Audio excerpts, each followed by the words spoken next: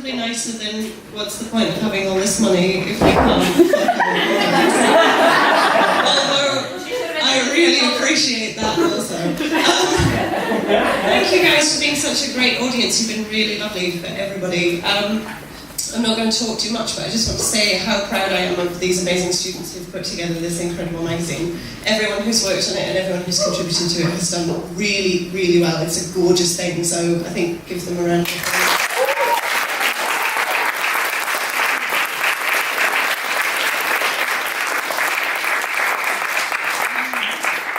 It's always a bad idea to do that. I was really happy to be asked to read at this event, given that the theme is empathy. I have written this novel, which explores a lot of things, but one of the things it explores is empathy and the limits of empathy. As pages, it's called All the Hidden Truths. It's not out until August, so I'm reading to you from the proof. I'm sorry, I have nothing for the merch table. I'll tell you a little bit about this, and then I'll just read you a short section.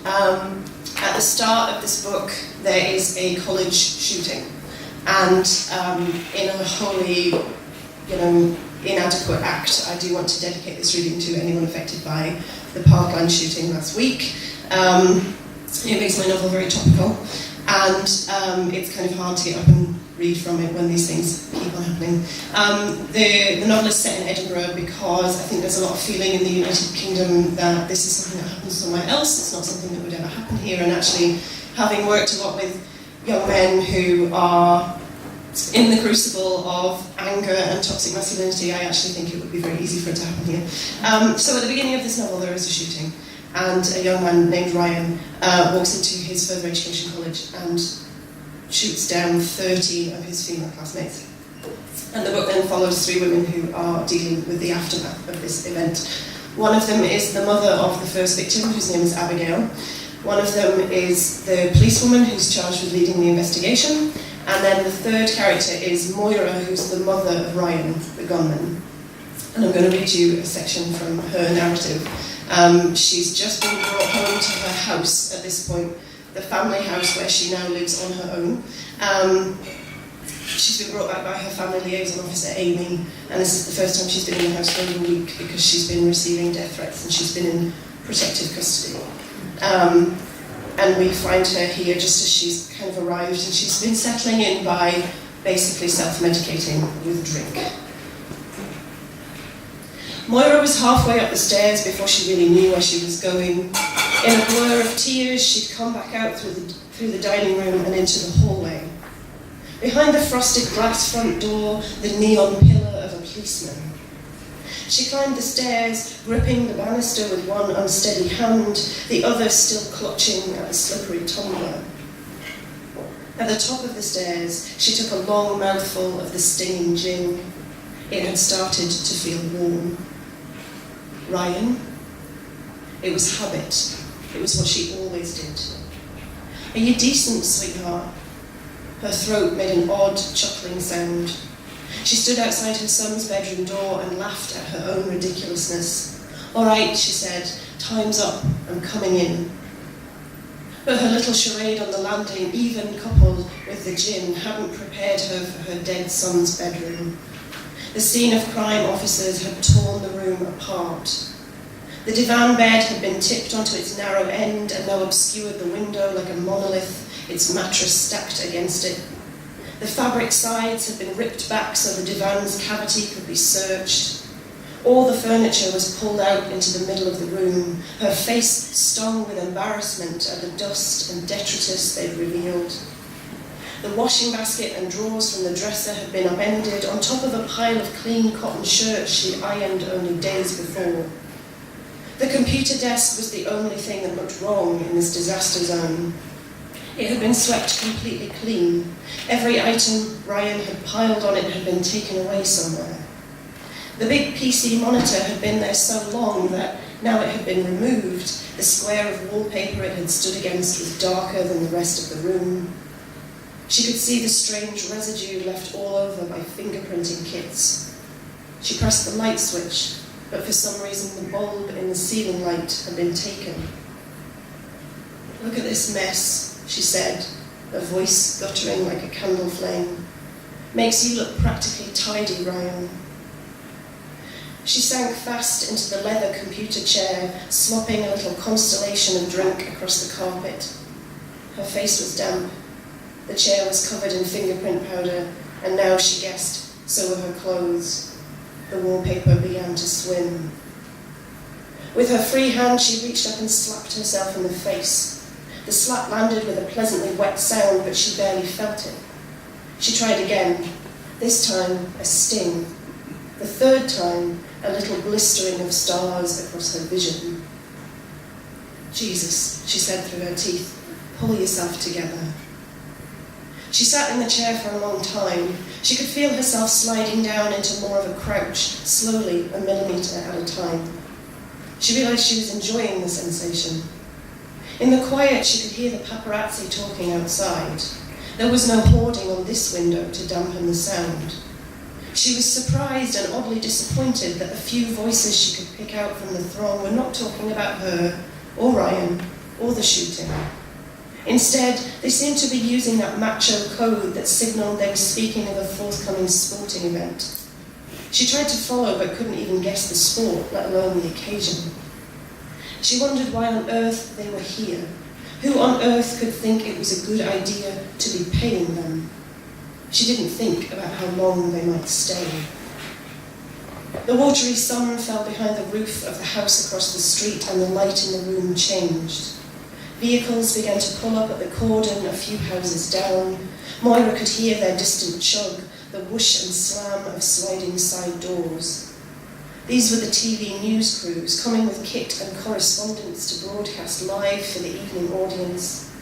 Amy had warned her they'd come, and as she'd said it, Moira found herself wishing the front garden was tidier, the downpipes more recently painted.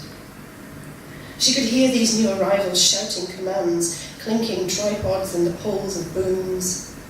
If they were going to broadcast, she thought, then she might as well watch. She abandoned Ryan's wrecked bedroom and walked back out into the dim, windowless landing. She paused for a moment, peering down the stairs into the hallway. From here she could make out a wedge of front door, that yellow smudge of the policeman's neon coat hanging in the panel of glass. She closed her eyes, listening for the scrape of a key. As if any minute now, her son would come slamming into the hall, dump his bag and shoes, and, if she was lucky, shout a gruff hello on his way up the stairs. I'm just asleep, she thought. This is just one of those dreams you have, the kind that shakes you up enough that you tell it to your friends after. A wave of tiredness settled over her, but something in her brain kicked in to flick her eyelids open as she swayed. Ryan, she whispered, sweetheart. But behind her the trashed room was still trashed. Moira stumbled along the landing to her own bedroom and found that it had also been searched. More of an effort had been made to restore things to their natural order, but the room still looked like a high wind had blown through. She found the kicked remote on the floor and switched the TV on. It took around 30 seconds for the studio newsreader to say her son's name. The gunman, Ryan Summers, he began, and she scrabbled for the mute button, was pronounced dead at the scene. Too late. They cut to a picture of Ryan's face, his last school photo, a few years old now. Ryan in his navy school sweater, the stiff white collar of his shirt sitting wonky in its pilled V-neck. He was smiling but didn't look happy. A handful of years back he decided he hated having his photograph taken, and they'd cropped out the sky blue backdrop so the details of her dead son's face filled the screen. The school must have supplied that picture to the police. Ryan looked uncomfortable, she thought, impatient with sitting there. She remembered the fuss they used to have getting him ready for the school picture. Back when he was little, Moira had a friend named Tanya, a training hairdresser. She wasn't very good, but she drove around the city doing cheap haircuts for the kids of friends. Ryan had felt an irrational hatred towards her. He associated her with the hated day of the school photo. She'd turn up in her elderly red Ford Escort, and Ryan would spend the next 40 minutes being as rude to her as he thought he could get away with under his mother's gaze. Moira shivered. What if the press find her? She found herself thinking. Tanya could tell some stories about Ryan. that he was sullen, underhand, manipulative. "That's not who he was," she said aloud to the newsreader whose mute lips were moving rapidly. "I know him better than anyone." But she realised that meant nothing now. She wasn't even sure if it was true. She had let this happen after all. She didn't want to think about how. Ryan's photo came up on the screen again. The expression would be read by those who didn't know him as creepy. They'd think they could see something obviously wrong in his eyes. She reached out and touched the screen, her fingertips prickled by static. But he was gone. They'd switched to aerial footage of the college car park filled with kids and white police vehicles with blue flashing roofs. She sat down on the corner of the bed. The curtains had been pulled wonkily shut, and in the gloom the muted TV glowed so bright her eyes smarted. Photographs of young women began to appear on the screen in a kind of slideshow. A girl smudged with mud grinning on a hockey field, a girl in a satin prom dress wearing a beaded tiara. Moira counted them, 13. They were all beaming and unbearably beautiful. These were photographs their families had been allowed to choose. Their families. What were their lives like right now? Did they have police scene guards, crowds of journalists outside their houses? What must they think of her? Moira simultaneously wished she knew and hoped she would never find out. The final photograph lingered on the screen longer than the others, and Moira knew without turning the sound back on that they were talking about Abigail Hodgkiss. Her photo was a fancy studio portrait, probably done for her 18th. She was wearing a coral-coloured lipstick that made her teeth look very white. A fat yellow locket hung round her neck. She wasn't the perfect-looking girl that Moira realised she'd been imagining. She had freckles. She didn't look like the sort of woman that men killed for. Moira felt a flash of anger, blood draining out of her head towards her heart, making her feel faint. She closed her eyes and saw patterns. What had she done, this Abigail, to Ryan? Ryan, the little dark-haired boy, laughing in the back garden in the bright rain of his hula hoop. Surely this girl had hurt him. Surely she'd done something to him that was so bad he'd become angrier than he'd ever been. There had to be a reason. Moira leaned over, put her face next to the screen. Up close she could see the million tiny coloured dots that made up Abigail's eyes. "What did you do?" she hissed, but the fight was ebbing out of her. When she leaned back, she realised Abigail was small, fine-boned, thin-limbed. She was awkward-looking. This girl was weak, had been. Moira knew Abigail hadn't done a single thing. Thank you.